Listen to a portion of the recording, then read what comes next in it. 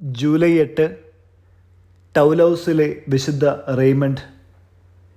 ജനിച്ചത് ഫ്രാൻസിലെ ടൗലൗസിൽ.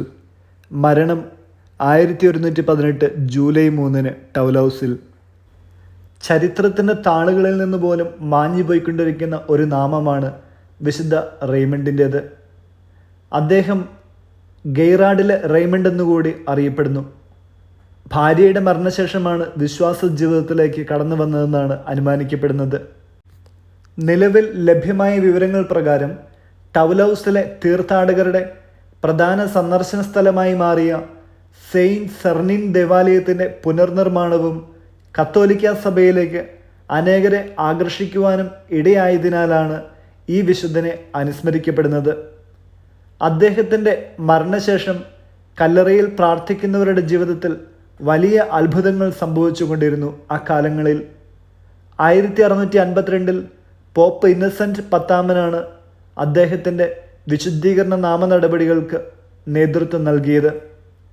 15-ാം നൂറ്റാണ്ടിലെ സെയിൻറ്റ് റെയ്മണ്ട് ആശുപത്രി ഇന്ന് സെയിൻറ്റ് റെയ്മണ്ട് മ്യൂസിയമായി നിലകൊള്ളുന്നു എന്നതാണ് വിശുദ്ധനെക്കുറിച്ചുള്ള ഓർമ്മയിലേക്ക് നയിക്കുന്ന ഏക ചരിത്രാവശേഷിപ്പ്. മരണമടഞ്ഞത് ജൂലൈ 3 ഓർമ്മദിനമായി സഭ കൊണ്ടാടുന്നത് ജൂലൈ 8. വചനം 1 കൊരിന്തോസ് 12 12-27 വാക്യങ്ങൾ. ശരീരം ഒന്നാണെങ്കിലും അതിൽ പല അവയവങ്ങളുണ്ട്. അവയവങ്ങൾ പലതെങ്കിലും അവയെല്ലാം ചേർന്ന് ഏക ശരീരമായിരിക്കുന്നു. അതുപോലെ തന്നെയാണ് ക്രിസ്തുവും.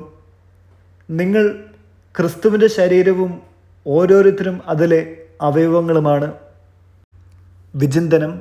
വിശുദ്ധ ജോൺ മരിയ വിയാനിയുടെ വാക്കുകൾ.